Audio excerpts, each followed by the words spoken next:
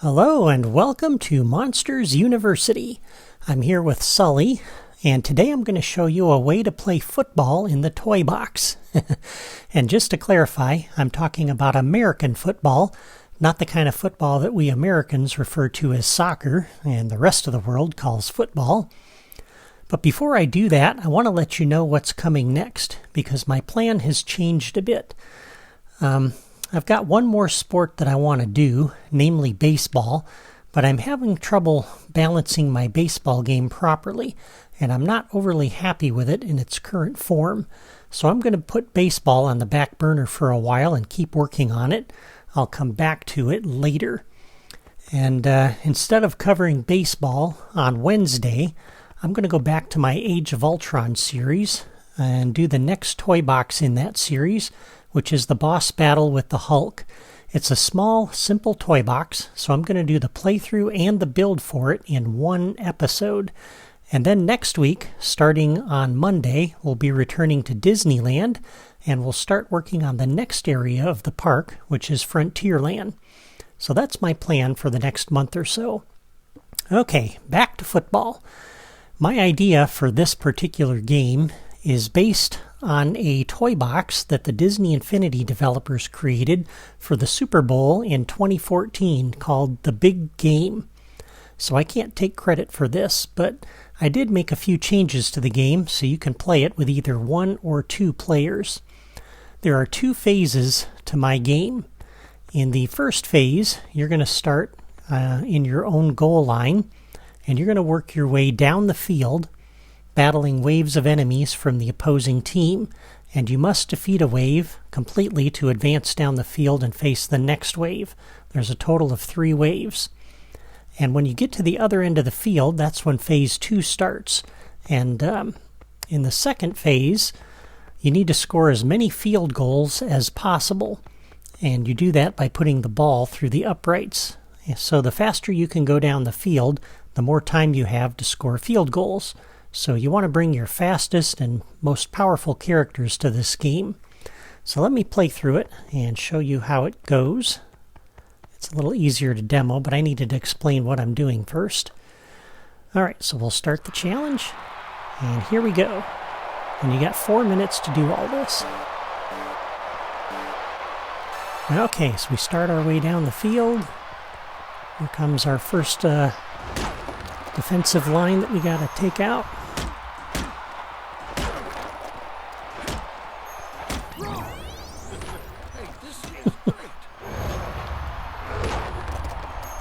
Alright, so that is all of them. Then we'll move on to the next group of enemies.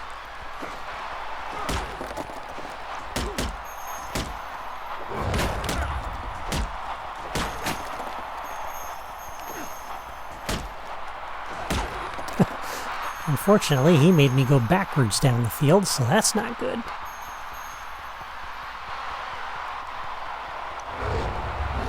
What's the matter? Did I scare you?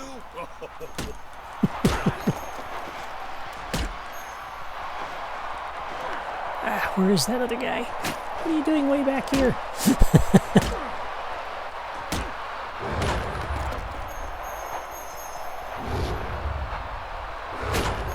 Alright, and then the football appears. So now we're on to phase 2. We got a little under 3 minutes. Alright, so that puts it through the uprights, and that got us 3 points. Now we got to try to get this back to the uprights.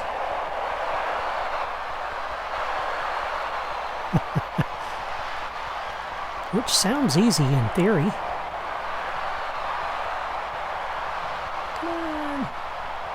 That way. That way. There we go. Okay. Another 3 points. What makes this particularly challenging is the weird shape of the football. Oops. That way.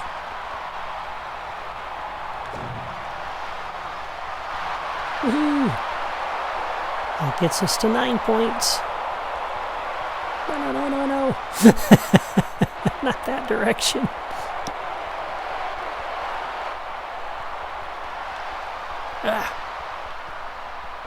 See what I mean about the shape? It doesn't roll where you expect it to. Ah, I thought the super cannon would catch it.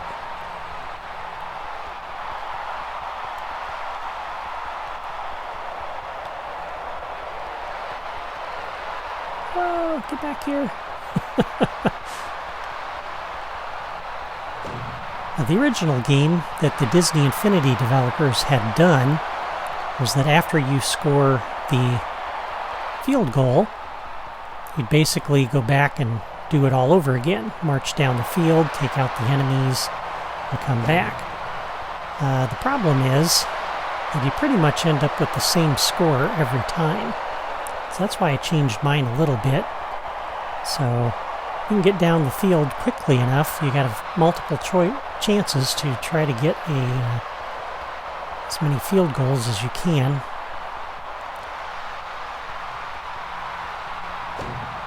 And so that's what I was thinking when I designed this. And that makes the scoring a little less predictable. Because otherwise, if you get two players who are somewhat evenly matched, you're pretty much going to end up with the same score every time. And that's just no fun. Oh no! I don't think I'm going to be able to do another one. Ah! Get back here. Ah, oh well. Hey, not bad, if I do say so myself. Yeah, let's see. 18 points. That's not too bad.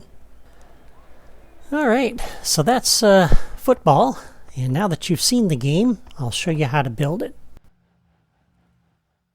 Okay, so I think the easiest way to do this is going to be to just show you what I've done versus building this step by step. And because it's really not a difficult build, and if I did it step by step, it'd take a lot of time. But you're going to start with the large terrain block, and you start with one of these by default in an empty toy box anyway. And so the football field is actually 2 of these long, okay? And then I put a bunch of these around the perimeter. And so there's the base of the toy box. And for the grass theme, I am using the sports fan theme, which gives us the grassy ESPN style grass. Okay. For the lines on the field, these are from the blocks drawer.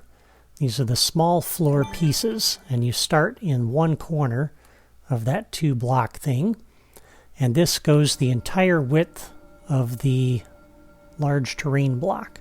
Okay. And then you're going to go 3 up in this direction, and then the 4th one goes across. And then you're going to do 1, 2, 3, 4, 1, 2, 3, 4, and that's how you do the divisions for the lines in the field. So this is the goal line, this is the 10-yard line, 20-yard, 30-yard, 40-yard, 50-yard, the opponent's 40, 30, 20, 10, and their goal line, and then the back of their end zone.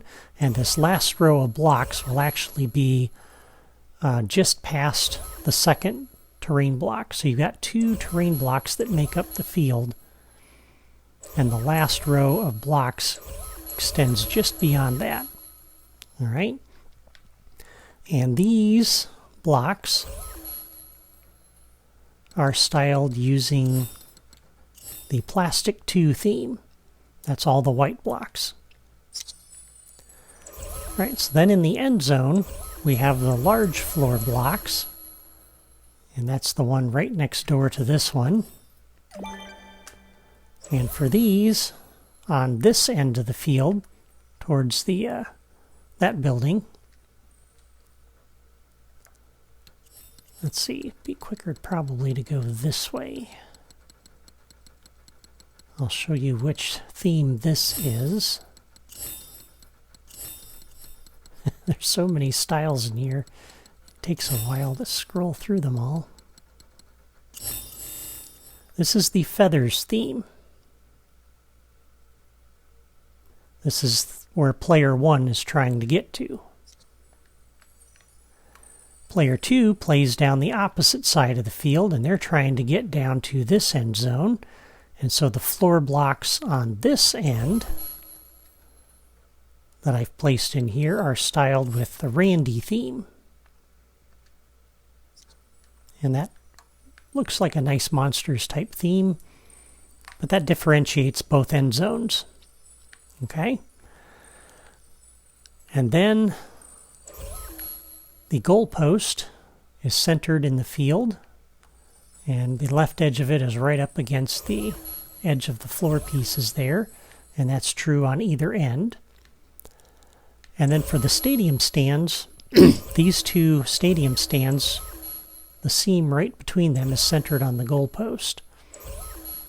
So you can see we have 1, 2, 3, 4, and then the corner pieces. All right? And on this side, we have a gate that's centered on the 50-yard line, right on the middle of this 50-yard line. And we have 1, 2, 3, 4 until we hit that corner. And so by spacing those out and playing with that a little bit, you can get that to line up all the way around the perimeter of this.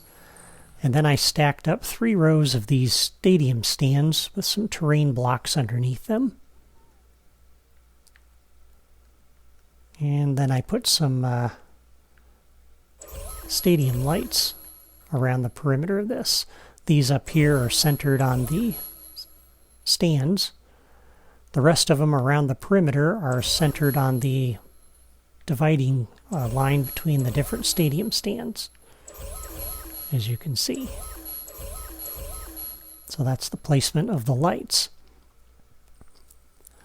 And then on the field, we've added the little ESPN markers here on the end zone. That's these little guys. We've added some benches. Those are all from the sports toys drawer. And did the same thing down on this end. And then around the perimeter, I just added the Monsters University buildings all the way around with some trees. And on this end, I raised the trees up by placing down a terrain block here, just so you can see the trees from the field. And so you just space these out. The placement of these don't really matter. They're just scenery for when you're on the field. And I added the tower on this end. So you got the tower on this corner. You've got the large Monsters University building on that end. That kind of differentiates the two ends of the field. And that's the build exercise. It's very, very simple. All right. Now moving on to the logic. We've got super cannons on either end of the field, and these are set with the properties for the tilt position of 45 degrees. And it's set this way on this end and the same positioning on the opposite end. And we have locators here with the blue dot facing towards the goalpost, and that's true with the one on the other end as well. That's where the ball will materialize. And then we have the rest of the Creativitoys, and I've already placed these ahead of time and done a little bit of work, so try to save time. Player 1 will start at this end of the field and go in that direction, all right? And they're going to be on the purple team, so I have the purple team activator over here.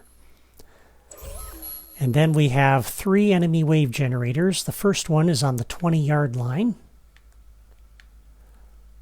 The next one is on the 50-yard line. And the next one's on the other player's 20-yard line. And the locators, it's connected, each of them's connected to 4 locators on that line. So those 4 locators are placed there. Those 4 are placed like that. These 4 are placed a little tighter on this end.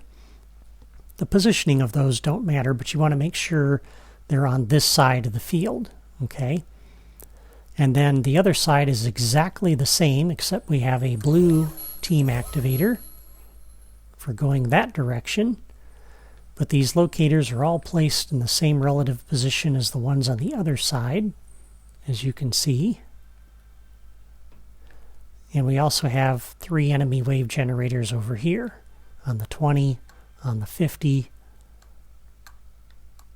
and on the 20. Okay, those are for player 2. And then for the challenge itself, we have a challenge maker. We have a logic gate, a timer, and a scoreboard. We've got 2 falling object generators, one for either end of the field. And then I've also got some additional controls here for player 2's side of the field. So we have a level starter, we have a player checker, which I have, or player counter rather, which I have never used before, so you can consider this your tutorial on this perhaps, at least a partial one. And we have another logic gate. And then down in this corner we have a bunch of logic gates. This one is connected up to every stadium stand to do the loud cheering. This is what's going to be invoked when we score goals. We have a repeater, which is hooked up to the randomizer. And we have 7 logic gates that are connected to various stadium stands around the toy box, around the field. So all of these are connected to different stands. And the idea is to kind of mix things up a little bit.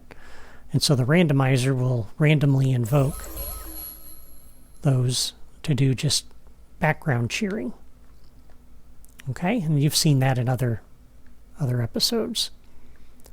And then we have a locator over here, which is where player 1 is going to start, and that's located on the goal line on the left.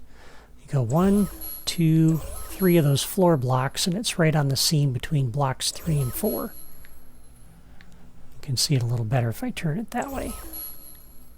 Okay, and then player 2's start position is in the same relative position on the opposite corner of the field.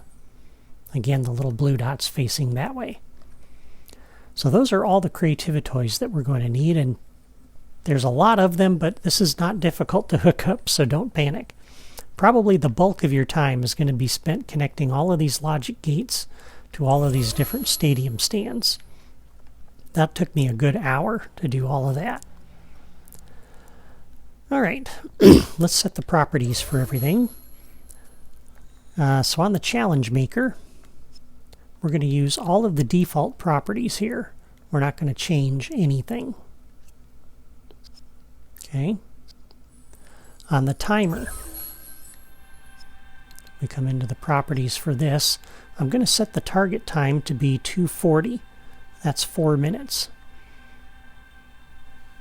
And yeah, 2:40. Visible display is off by default, and then countdown from target time is on. On the scoreboard, we'll set the properties so that the play to is the maximum number possible, which is 9999, and the rest of these fields are fine. Okay, I'm going to come back to the enemy wave generators here in a moment. The repeater, I tried something a little different with this one. So I have the repeat rate set at 1, which means there's going to be cheering going on all the time in the background. And I felt that was kind of necessary because these stands are really spread out. And so if you're on this end of the field, you're not going to hear anything, any of the cheering that goes on in the background from these stands back here. And so that's why I've got just 7 of these logic gates, and each one you can see is connected to stands around the field. So no matter where the player is on the field, this is going to invoke something that they can hear. And of course, you'll see all the little cardboard cutouts bobbing up and down. All right, so on the enemy wave generators, these are identical on either side. Okay, so this one's identical to the one on the opposite corner. This one's identical to the one across the way. This one's identical to the one on that corner.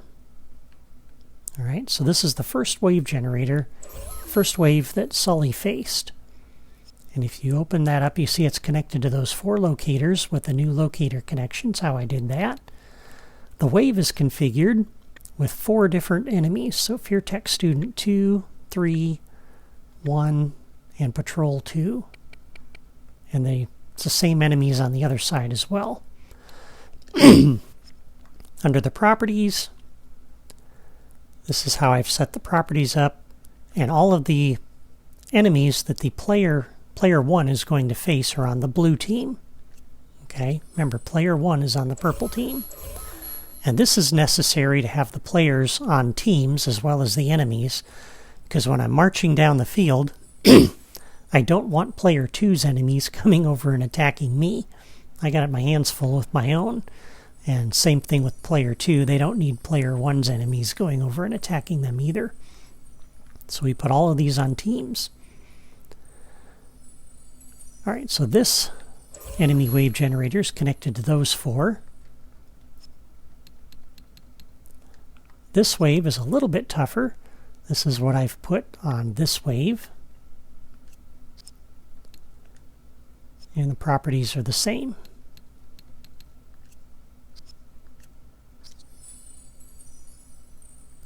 And for the final wave, the third wave, that's connected to those locators, and this wave is set up this way.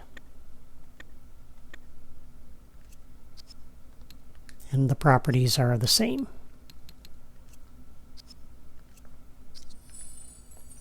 And again, these are identical. So this is connected up to those locators. This one's connected up to those. This one's connected up to those. Okay, and that is everything that I've done so far. I've connected up the enemy wave generators and set their properties, and I've done all of these. All right, so let's hook up the logic. All right, so on the challenge maker, let's do, I've actually already set up the repeater as well. So when invites are accepted on the repeater, we turn it on.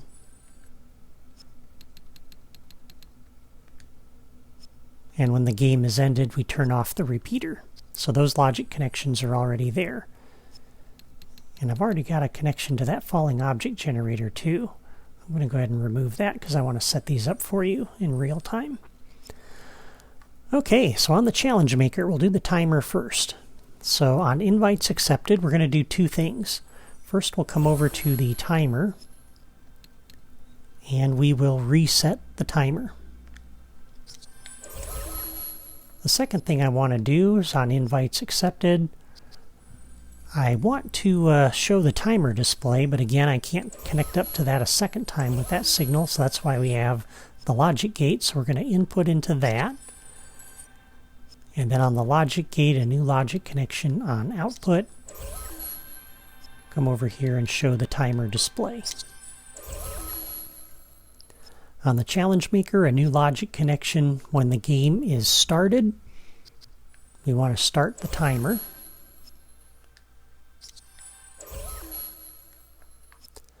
And on the challenge maker, a new logic connection when the game is ended. We want to hide the timer. And then on the timer, a new logic connection when the timer expires. We want to come back to the challenge maker and complete the game. And that's everything for the timer. So that's pretty standard. We've done that in a lot of other games. All right, now the scoreboard. On the challenge maker, we'll do a new logic connection on invites accepted. We will reset the scoreboard. On the challenge maker, a new logic connection. When the challenge starts, we will activate the scoreboard. And a new logic connection when the game is ended. We'll deactivate the scoreboard.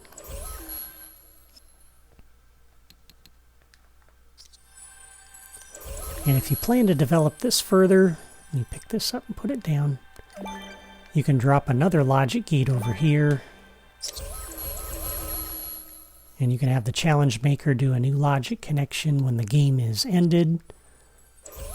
Come to the logic gate, do an input. On the logic gate, new logic connection on output. Go to the scoreboard and remove it from the display. Then that scoreboard won't be on all of the time. All right.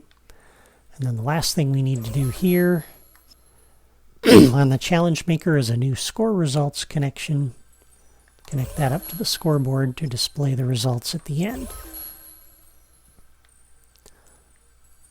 And now that's set up. Okay.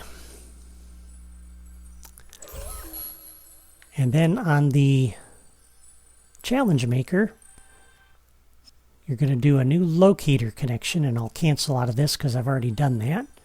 You're going to connect this locator up as player 1's start position. And then you come back over here, do a new locator connection. Excuse me. And connect this up as player 2's starting position.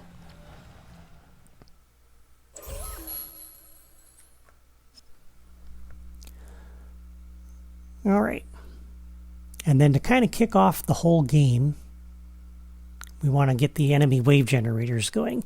And again, the players need to be on teams. So on the challenge maker, let's go to the team activators first.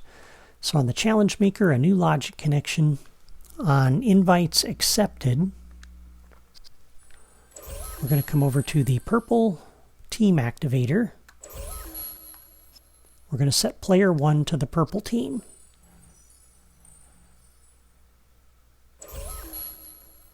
And a new logic connection on the challenge maker when the game is ended. Back over to the purple challenge maker. And we want to clear the player from the team.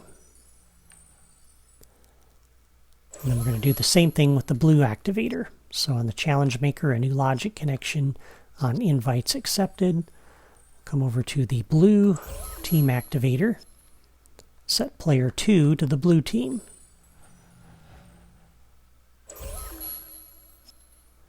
A new logic connection on the challenge maker when the game is ended. The purple activator probably will already take care of this, but for completeness, I like to have this one do the same thing. Clear all the players from the teams. Oh, and by the way, these are all set up the same. Just make sure under the properties that these are all set to the purple team. This is for player 2's side of the field. So this is on the purple team, that's on the purple team, so that these enemies will not attack player 1. Okay. And then on the challenge maker, a new logic connection. When the game is started, we're going to come down here to the first of the 3 waves for player 1 and generate the wave. And then we want to do the same thing for player 2, but player 2 is a little different, because if we don't have a player 2, I do not want to generate those enemies. And so that's why we have several other controls over here, okay? Because we want to check and make sure before we generate these enemies whether there even is a player 2, okay? And so we're going to route the calls through this logic gate, and this logic gate's only going to be open if we have a player 2, all right? So in order to initialize that, what we're going to do is we have the level starter here. So on the level starter, we're going to do a new logic connection on catalyze. By default, we're going to close this gate. Okay? And then what we're going to do... Yeah. Okay, so on the challenge maker then, we'll do a new logic connection. On invites accepted, we're going to come over to the player counter, and we're going to query player 2's active status. And on the player counter, we'll do a new logic connection. On query result, player's active status for player 2, that's what we're querying. Then we will open this gate. And so that trigger signal will only be broadcast if in fact there is a player 2. Okay, so by routing the call from here through here first before we open this, if there is no player 2, it'll never get past the player counter, and this will remain closed. And again, we're doing this, as you saw, on invites accepted. So that now, when we come over to the challenge maker and we do a new logic connection, when the game is started, we try to route the call through the gate. We do an input. And on the logic gate, a new logic connection on output. We come over to the enemy wave generator and generate the wave. And so if this gate is closed, then that call will never get over here to the enemy wave generator. So hopefully that makes sense. We're just making sure that these enemies don't get generated if there is no player 2. Because otherwise they're going to be wandering around over here doing nothing. They're going to mess up and come over and help me take out these enemies. And well, that's appreciated, but it doesn't really help the game. Kind of defeats the purpose. All right, so there we go. And then we want to make sure that gate is taken care of, so at the end of the game we close it. So on the challenge maker, a new logic connection. When the game is ended, I want to come back over here and close that logic gate. Put it back in the closed state. Okay, and that is everything with the enemy wave generator for player 2. Okay, so then the player is going to make their way down the field. So starting over here with the first enemy wave generator for player 1, we'll do a new logic connection. When that wave is defeated, we'll come up to the next enemy wave generator and generate that wave. And on that enemy wave generator, a new logic connection. When that wave is defeated, we'll come up to the next one and generate that wave. And when this wave is defeated, new logic connection on wave defeated, then we want to put the ball out on the field. So we'll come over to the falling object generator and generate the ESPN football. Okay, and that puts the football here, and then the player is going to try to put it through the uprights. And I'll get to that part in a minute. On player 2's side of the field, we do the same thing. So we take this enemy wave generator and a new logic connection. When the wave is defeated, we generate the next wave. And on that enemy wave generator, when that wave is defeated, generate that wave, the next wave. And on that enemy wave generator, when the wave is defeated, we generate the football on that end of the field. And again, that's connected up to this locator with a new locator connection. Okay? All right. Now the scoring. So every time a ball goes through a goalpost, we want to do two things. We want the crowd to cheer, and we want to increment the score. So on the ESPN goalpost, and by the way, the property is set here with the scored object action set to none. But on the goalpost, we'll do a new logic connection, and this is the one player 1's trying to get to. So we do goal scored, by a physics ball. We come over to our scoreboard and we increment by 3 because the field goal is 3 points. The score for player 1.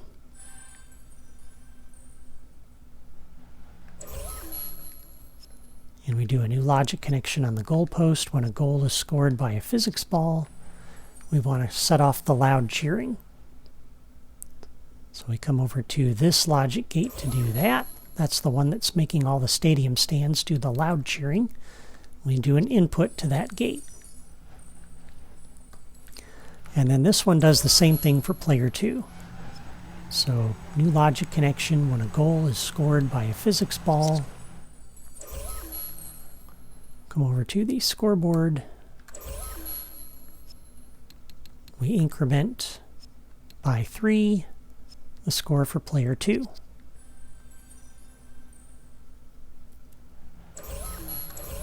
And on the goalpost, new logic connection when a goal is scored by the physics ball. Have that invoke the loud cheering as well. And again, just so you can see, this is connected up to all of the stadium stands so that on output we do the loud cheering.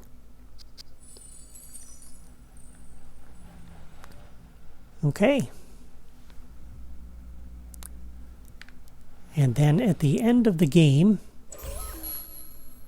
we want to take the physics balls out, so we do a new logic connection on the challenge maker. When the game is ended, we want to come over to each of the falling object generators and remove all.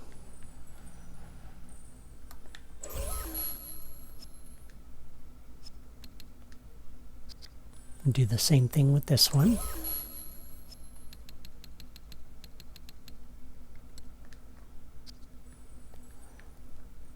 And again, this is connected up to the repeater to turn on the, well, let's just look at it again.